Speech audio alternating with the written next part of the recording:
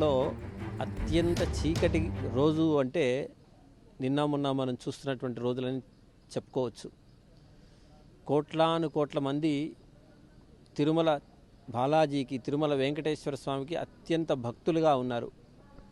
అనేకమైనటువంటి విధాలుగా ఆయనను ఆరాధిస్తూ ఉన్నారు.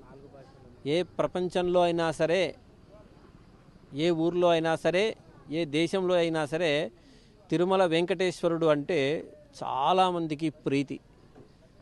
అంతే ప్రీతి గల వస్తువు మళ్ళీ తిరుమలతో పాటు సమానమైన దేవుడితో సమానమైనటువంటిది ఏది అంటే ఒక తిరుమల లడ్డూ ప్రసాదం మాత్రమే. మనం సనాతనంగా చూస్తూ ఉంటాం. ఎవరు తిరుమలకి మన ఊర్లలో కానీ మన ప్రాంతాల్లో కానీ ఎవరు ఏ ఊరికి పోయి వచ్చినా అందరు ఇంటింటికి తెచ్చి ప్రసాదాన్ని, ఆ తిరుమల లడ్డూ ప్రసాదాన్ని, నువ్వు తిరుమల పోయి వచ్చిన తర్వాత దర్శనం అయ్యిందా అని ఒకటి అడిగితే, ప్రసాదం దొరికిందా, లడ్డూ ఉందా అని చెప్పి మాత్రమే అడుగుతారు జనాలు.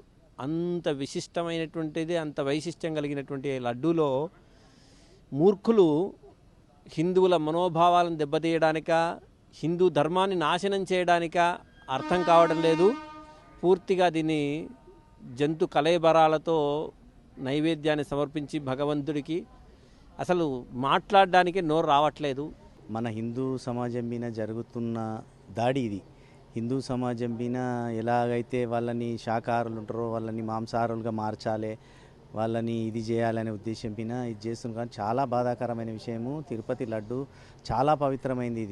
ఇది మా హిందూ సమాజానికి, మొత్తం హిందూ సమాజానికే చాలా చాలా చాలా మంచి ఇది. ఒక లడ్డు వచ్చిందంటే స్వామిని చూసినంత ఎమోషన్ ఫీల్ అవుతాం. అది అంత రోమాలు ఇప్పుడు చెప్తుంటే రోమాలు అన్నీ ఇవైతున్నాయి. ఎక్కడ ఏం చెప్పాలని అర్థమవుతలేదు అది.